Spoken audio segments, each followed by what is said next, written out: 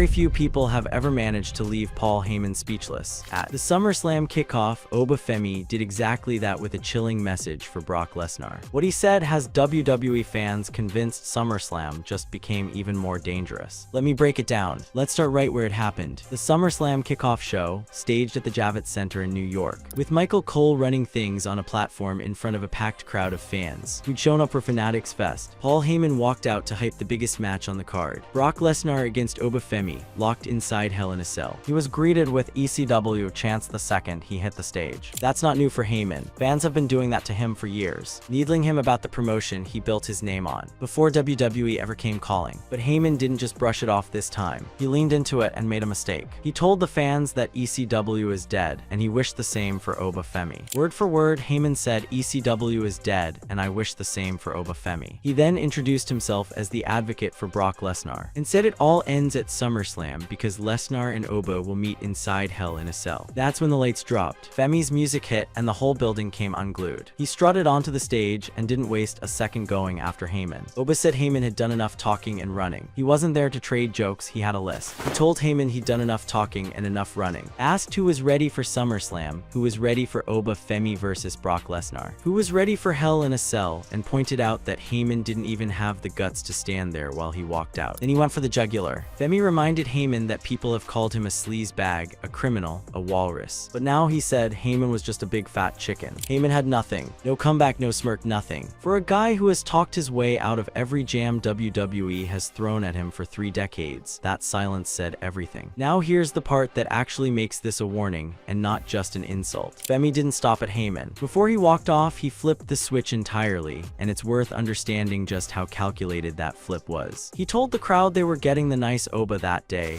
the version of him in jeans, hugging babies, kissing foreheads, smiling with fans, but promised he'd be a warrior in Hell in a Cell. That's the split personality WWE has been building around him for months. Sweetheart on the mic during the daylight hours, executioner once that cage door locks. And that's exactly the warning Brock Lesnar needs to hear. Femi isn't just running his mouth at an advocate who can't fight back.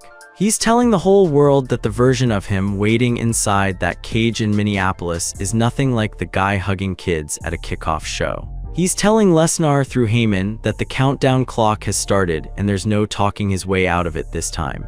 This wasn't the first time Femi has gotten personal with Heyman either. It stretches back weeks through countdown shows and Raw main events, building to a boil that finally spilled out in front of the Fanatics Fest crowd. And to understand why Femi is this locked in, why a kickoff show insult carries the weight of an actual threat to Brock Lesnar, you have to go back to where this entire situation started. Because Oba Femi didn't get here by accident. He gave up something massive to be standing on that stage at all. To understand why Femi terrified Heyman at that kickoff, you need to understand what Femi walked away from to make this fight happen.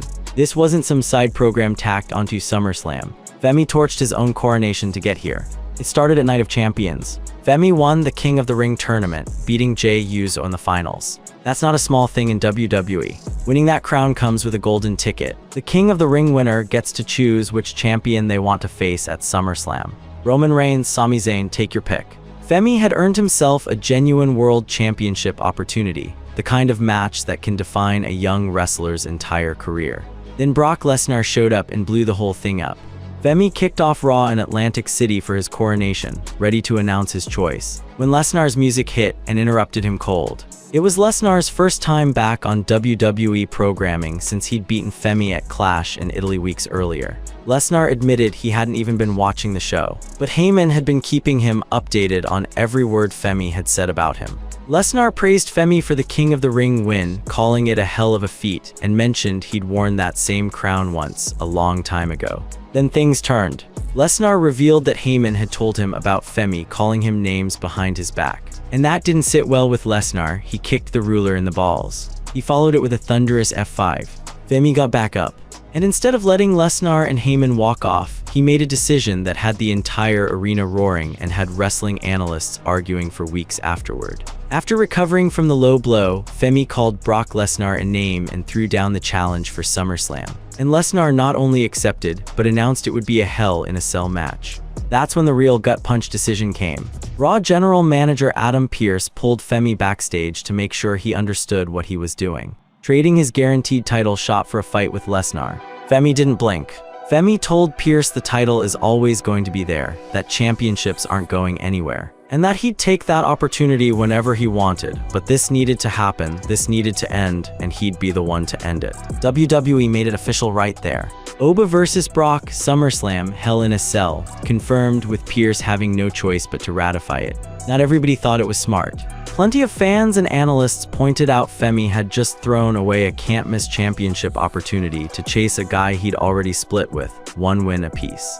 Analysts like Dave Meltzer even suggested WWE might be holding off on Femi's true crowning moment for WrestleMania instead, treating SummerSlam as a stepping stone rather than the finish line. But Femi's own logic, when he finally spoke on it weeks later, cut through all of that noise. He told Heyman flatly that if he'd gone after the title instead, Lesnar would have found a way to cost him anyway. Better to remove Lesnar from the equation permanently first. That's the mentality that was standing on the kickoff stage, insulting Heyman. Not a guy chasing a moment, a guy who'd already burned the boats behind him. And that decision only makes sense once you understand the history between Femi and Lesnar. A rivalry that didn't start with a coronation interruption. It started months earlier with an open challenge nobody expected Femi to answer. Every warning needs a reason behind it, and Femi's reason traces straight back to WrestleMania 42. That's where this entire story actually began, and it's the reason Heyman had nowhere to hide at that kickoff. Brock Lesnar had been doing his open challenge routine, the kind of spot he's run for years, daring whoever's got the guts to step up. Nobody expected the answer to come from Femi, a rising NXT-bred powerhouse who hadn't been given that kind of spotlight before. He answered it, and he won. Oba Femi demolished Brock Lesnar at WrestleMania 42. And the Beast Incarnate left his boots and gloves in the ring after the match, seemingly signifying his retirement from in-ring competition. Think about what that actually means for a second. Lesnar has beaten UFC champions. He's ended undefeated streaks. He's been booked as an apex predator in WWE for over 2 decades. And Femi, someone still building his name, put him down hard enough that Lesnar walked away from the boots and gloves right there in the ring. That's the kind of visual WWE doesn't hand out to just anybody. Except it didn't stick. Lesnar sat with that loss, and according to his own words, it humbled him so badly he genuinely considered calling it quits for good. Lesnar admitted to Femi that when he got beaten at WrestleMania 42, it humbled him so bad that he legitimately felt the need to call it quits. But humility and Brock Lesnar have never mixed for long. It seems that once he actually sat with his thoughts, he couldn't simply accept the way things were, which is why he decided to make his comeback and punish Femi. So Lesnar came back. Heyman hyped him up the way he always does. But before Lesnar could even get comfortable, Femi was already in his face, reminding him that the WrestleMania fight had one purpose: to beat him, not to make a point. Lesnar had a question for Femi in response, one that cuts right to what happened at Clash in Italy. He asked if Femi was ready to be humbled the same way, ready to get his own backside handed to him.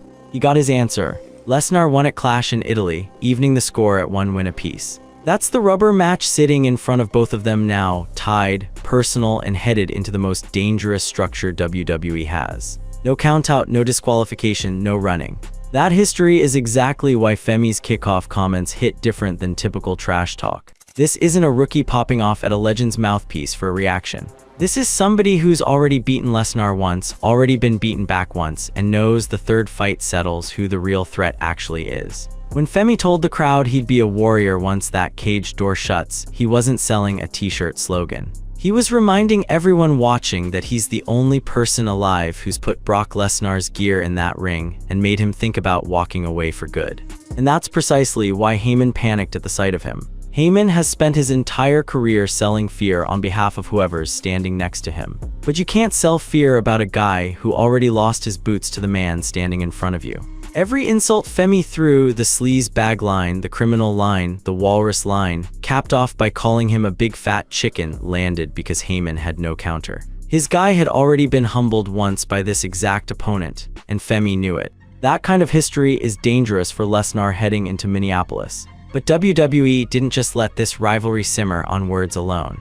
In the weeks after Clash in Italy, Heyman and Lesnar tried something far stranger to keep Femi away from them. And it backfired in a way that made Femi look even more dangerous. Here's where things got genuinely bizarre, and it's a big reason why the tension boiling over at the kickoff felt inevitable. After Clash in Italy, Heyman didn't just talk about protecting Lesnar, he tried to legally shield him from Femi. On a Raw broadcast, Lesnar and Heyman walked out with a group of actual police officers trailing behind them. Brock Lesnar and Paul Heyman opened the episode of Monday Night Raw in Dallas, but they didn't come alone. They brought a group of cops from the local police department, there per Heyman, to protect the two from Oba Femi. Heyman stood in that ring and painted Femi as some kind of obsessive threat. He called Femi an obsessive stalker type, because he straight up passed up on a guaranteed championship match at SummerSlam in favor of getting after Lesnar for a third time. He talked about restraining orders. He talked about protecting his investment, dragging courts and legal language into a wrestling segment to make it seem like Femi was the dangerous, unstable one chasing after them. It didn't hold up. Later in the same show, Femi caught up with GM Adam Pearce backstage, and Pearce came clean. Pearce told him the police and restraining order were all phony, and it was all mind games. The whole legal theater was a con, dreamed up to rattle Femi or slow his momentum. It didn't work. If anything, it made Heyman look like he was scrambling for any tool available. Legal threats, police escorts, whatever it took to keep Femi off Lesnar. When your advocate needs fake cops to feel safe, that tells its own story. Then came the mockery angle. On a later Raw, Heyman and Lesnar opened the show again. And this time, Heyman went after Femi's decision-making directly. He mocked the choice to give up the title shot. Heyman called Oba Femi obsessed and stupid for giving up his SummerSlam World title match. He hammered the point over and over, repeating it to drive home just how ridiculous he thought the sacrifice was. Heyman repeated himself to show the absurdity of the decision, and went so far as to call the ruler stupid.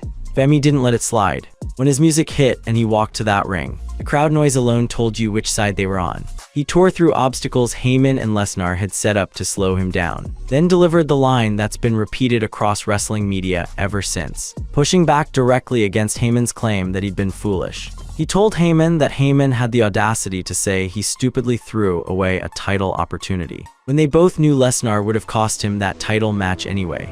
That's the through line connecting every single one of these segments to what happened at the kickoff. Heyman kept trying different angles, fake cops, mockery, framing Femi as unstable, and every single one collapsed the moment Femi opened his mouth. He's never lost an exchange with Heyman, not once. And by the time they got to the Javits Center stage, Heyman had already run out of tricks. All he had left was an ECW jab dressed up as an insult, and Femi turned it into the walrus and chicken line that left him speechless in front of thousands of fans. There's also a smaller detail worth sitting with here, because it shows how far this rivalry has traveled emotionally. Stephanie McMahon sat down with Femi during a countdown special, and he used that platform to speak directly to Lesnar rather than Heyman.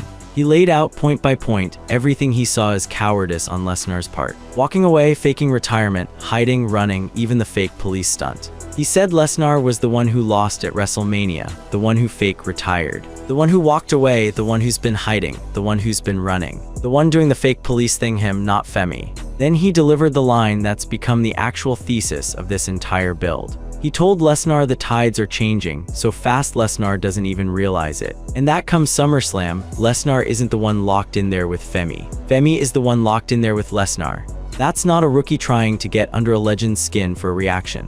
That's someone who genuinely believes the power in this rivalry has flipped, and who's been saying it consistently across weeks of television. Right up through the moment he stared Heyman down at the kickoff and left him without a comeback.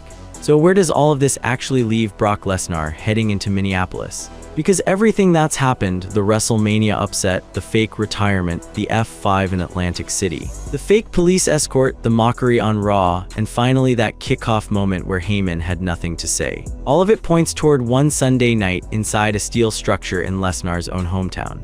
There's real weight to that location. This match is happening at US Bank Stadium, in the city Lesnar calls home. And there's been talk for weeks that this could be his final match in a WWE ring. He faked walking away once already after Femi beat him.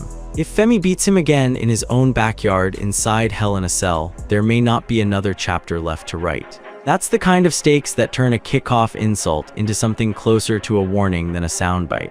Heyman's entire value as an advocate has always been built on making the audience believe his guy can't lose. He did it for years with Lesnar's undefeated streaks. He's done it with Roman Reigns, with CM Punk, with every client he stood next to. But standing across from Femi at that kickoff, with cameras rolling and a crowd already chanting his old promotion's name at him, Heyman couldn't produce a single line that landed. He tried the same tired insult he'd used before, calling for Femi's demise the way he'd wished ECW dead. And Femi turned it right back on him without hesitating, calling him out as nothing more than a coward hiding behind a bigger man. That's the picture heading into SummerSlam. Two men who have split their first two meetings dead even, one win apiece. About to settle it with no way out, no referee stoppage that matters, nowhere left to run. Femi has already shown he can put Lesnar down once. Lesnar has already shown he can come back from that kind of loss and even the score. Whatever happens inside that cage will be the first time either man walks away with a real answer instead of a tie. Heyman's job between now and that bell is to somehow rebuild the aura he lost on that kickoff stage. To convince the world and maybe Lesnar himself that the fear runs the other direction.